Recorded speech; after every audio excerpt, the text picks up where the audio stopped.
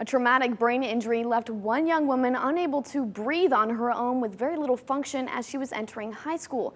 Now, 10 years later, she's a graduate of one of Alabama's top universities. I sat down with Ashton Ayers to hear her story as she hopes to now inspire you to accomplish anything. I went into respiratory arrest. My left lung collapsed and my right ear started bleeding. And they knew from there that I had a brain bleed. Ashton Ayers was involved in a tragic accident when she was just 14. We were riding around the neighborhood just being kids, doing what kids normally do. And I fell off the golf cart and hit the pavement head first. That marked the beginning of a 10-year journey that led her to where she is today, a UAB nursing school graduate. If somebody thinks that they can't do something, I'm here to tell you that you can. Ayers, a high school cheer hopeful, My dream of being a cheerleader was very short-lived. had her whole life flipped when she had to relearn everything after her brain injury. I had to relearn how to walk, talk, read, write, feed myself, even breathe on my own again. I had to relearn how to do everything that an infant learns how to do.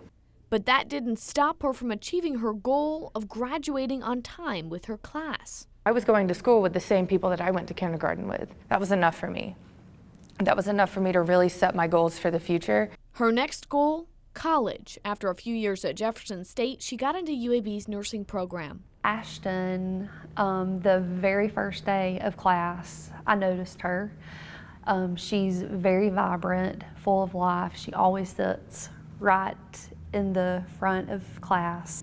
She asks a lot of questions. Full of life is right. Ashton says she chose nursing so she can give back in the way her nurses gave to her.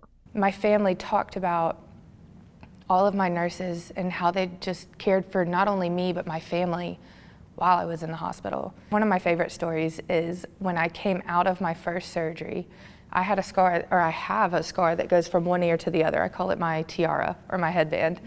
And it's kind of gnarly. It was still bloody and fresh, but they braided my hair.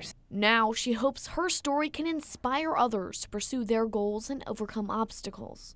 From having a head injury when she was very young and having to recover, taking a year to get back into high school, and then coming to one of the top nursing schools in the country and finishing, it's really inspirational.